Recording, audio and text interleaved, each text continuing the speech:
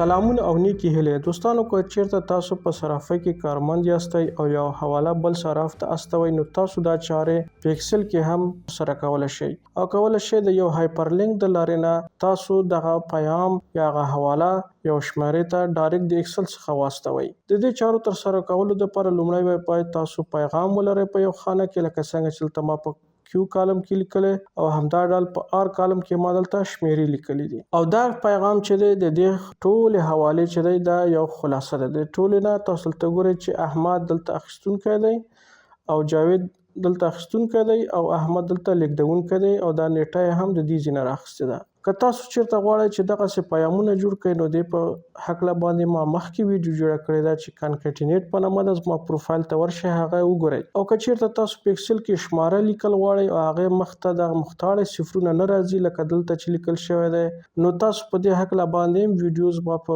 پروفایل کې کتلی شئ، د مختارې صفرونو په نامه باندې ده. نو اوس راځم چې دا فورمول دلته جوړ کړو تر څو د دې د لارې نه واتساپ ته پیامونه واستوو. نو لومړی راځم دلته مساوي لیکم او دلته بیا هایپر لینک لیکم او دلته زه دا فورمول لیکم مکمل. نو تاسو به هم دغه فورمول په دې توګه باندې مکمل ولیکئ. یوازې به دې ته متوجه اوسئ چې د آر 3 دلته لیکل شوي دا دغه د تلیفون د شمارې خانه ده. نو تاسو به که بله خانه کې شماره وي نو تاسو به دا پاک کئ او د دې پر ځای به لاړ شئ یو بله خانه به انتخاب کئ.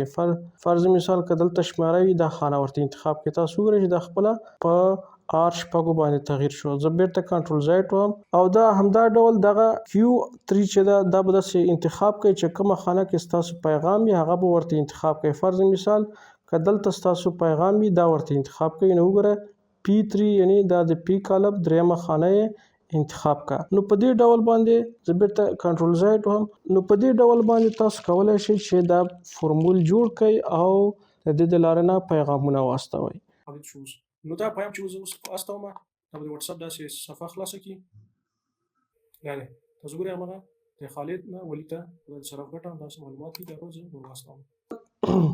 دوستانو که تاسو غواړئ چې تاسو هم دلته دا په دې ډول باندې دا فورمول وکاروئ تر څو دغه حواله چې ده دا یو مختصر شکل باندې ولیکل شي، نو د دې دپاره به تاسو د کانکټینیټ فورمول کاروئ. را به شئ دلته فورمولز ته او بیا به دلته راشئ په کانکاټ باندې به کلیک وکئ. دلته هم چې کلیک وکړو نو تاسو کولی شئ دغه ویډیو تعقیب کړئ او دا په دې ډول باندې پیغام جوړ کړئ. نو زه دلته اول د صرافۍ نوم لیکم، فرض مثال صحیح دی، او بیا دلته راځم لاندې د دې دپاره چې د لیکلو ترمنځ باندې فاصله موجود وي نو زه دا خانه خالی پرېږدم، یوازې دلته یو سپیس دا غټه بټن وهم، بیا دلته لاندې راځم او بیا دلته مثلا نیټه لیکم، بیا هم چې دا نیټه ولیکله بیا دلته لاندې راځم او دلته هم یو سپیس وهم، بیا دلته راځم د نیټې خانه انتخابم چې نیټه دلته په دې شکل دلته لیکل شوې ده، دا به انتخاب کم. اوس دلته ماته نورې خانې هم پکار دي، نو زه راځم دلته د باندې کلیک کوم، صحیح شو. او اوس بیا دلته بیا دوباره کلیک کوم او اوس ماته څه شی پکار دی اخیستونکی او لیږدونکی.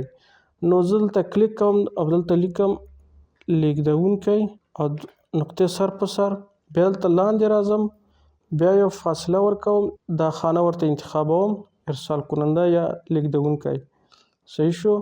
بیا دلته لاندې راځم بیا فاصله وهم او راځم یو خانه بله جوړوم، په دې کې به ولیکم اخیستونکی، صحیح شو. دلته بیا یو فاصله ورکوم ترمنځ، بیا راځم دلته به دا ولیکم. نو په دې او بیا راځم یو خانه بله هم ماته پکار ده چې زه د صراف تر څو صراف پوه شي چې هغې ته زه څونه ګټه ورکوم، صراف وبښئ، دلته به هم یو فاصله ورکم، بیا به دلته راشم صراف ګټه، بیا دلته فاصله او دلته لاندې راځم د صراف ګټه ویني دلته دغه ده، دا به ورته انتخاب کړم.